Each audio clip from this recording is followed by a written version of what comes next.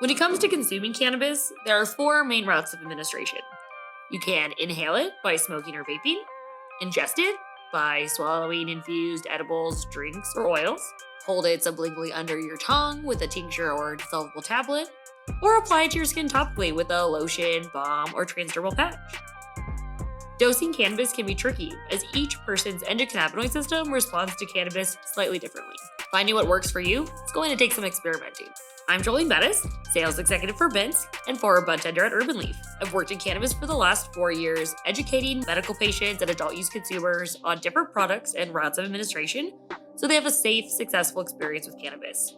Your genetics and your route of administration choice will impact your body in different ways and at different rates. This is why some consumers only need a small amount of cannabis to feel their desired effects, while others might need 100 times that amount to feel similar effects. First-time guests and novice consumers can feel overwhelmed when they see hundreds of products lined up on dispensary shelves. So, when you start breaking down the four main consumption methods, this helps your guests feel educated enough to narrow down their selection.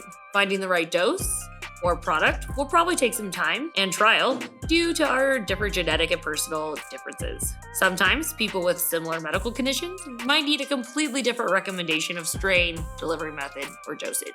In this course, I will walk you through each route of administration with some basic dosing guidelines. We'll cover different delivery methods, the typical onset times, and any potential lasting effects, so you can set clear expectations with your guests before they make their final decision. I'm Jolene Bettis, and this is my course on different routes of administration.